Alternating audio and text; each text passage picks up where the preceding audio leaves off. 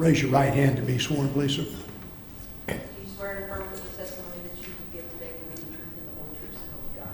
Yes. Tell us your full name, please, sir. Eddie Davis.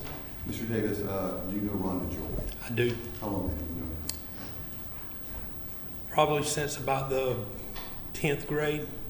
I knew her before I knew her sister, which I'm married to. What do you want to tell the judge about Rhonda Jewell? What I'd like to say is try to the very first thing I'd like to say would be my condolences to the parents.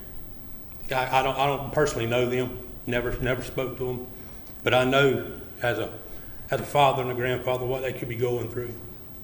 So I have a little grandson that's about 10, 11 months old. Granddaughter is 2, and it would be terrible.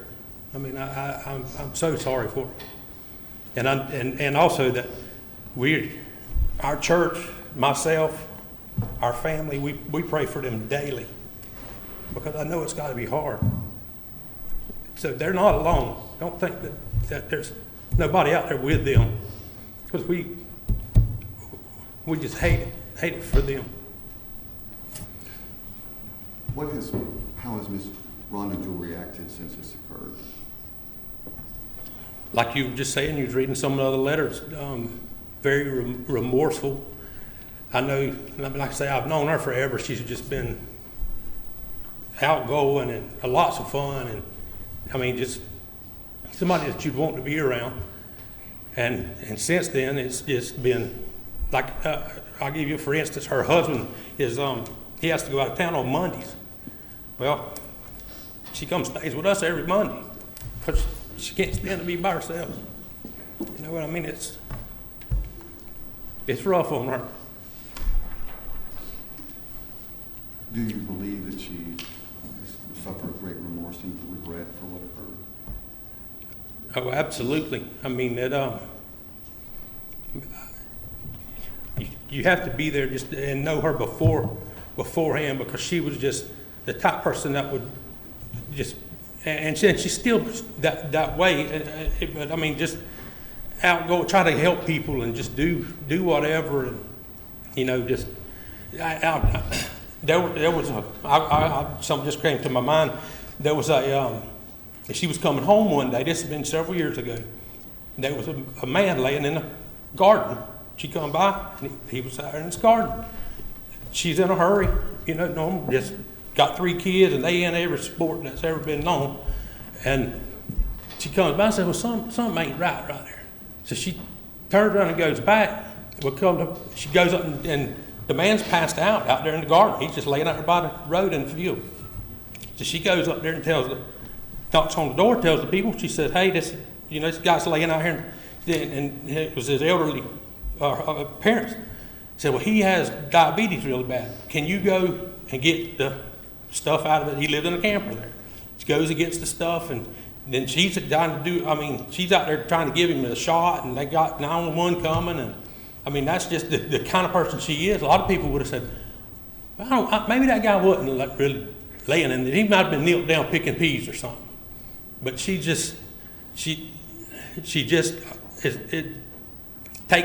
the time to go do something like that. You know, I mean, I don't know that I would. I mean, who would? But that's the kind of person that she was, that she would do stuff like that. Mr. Davis, do you believe that if the court were to place Mrs. Jewell on probation, or she would comply with all the court's conditions? Yes, sir. I do, because I mean, she's been on, I don't know what it's called, but we have the ankle monitor on now, and I'll give you another instance. Her son got burnt real bad. He's a lineman, and something exploded on him, caught him on fire, and he was up in Atlanta. He was in the hospital for like 7 or 8 days or something like that. So she's up there dealing with that, and then that's about the time that the hurricane came. Well, she gets back like this morning. I don't know, Saturday morning, whatever it was. She wants to go over and check, you know, and see about how the hurricane is. So we go over to Taylor County, and sees this destruction. I mean, it's just terrible. Everybody's seen how bad it was over there. Well, she, like, we need to help these people. So we come back, we go get equipment, we go back over there, and she's got on these long pants because she's worried about somebody seeing her ankle bracelet and what they're gonna think of her. And she's out there and we're tearing down houses, and I took a bulldozer and we're pushing stuff, and she's tearing a floor out of a mobile home. I mean, just get out there and get after it and help people, and takes her mother-in-law to, I take her to church every Sunday. I mean, I would hate to see her go, be gone like that. Anything else you want to tell the judge about Mrs. Jewell?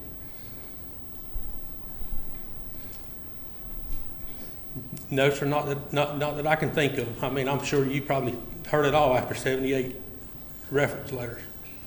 I have no further questions. Nothing. Okay. If I can call up, thank you, sir. Ms. Sherry Mitten.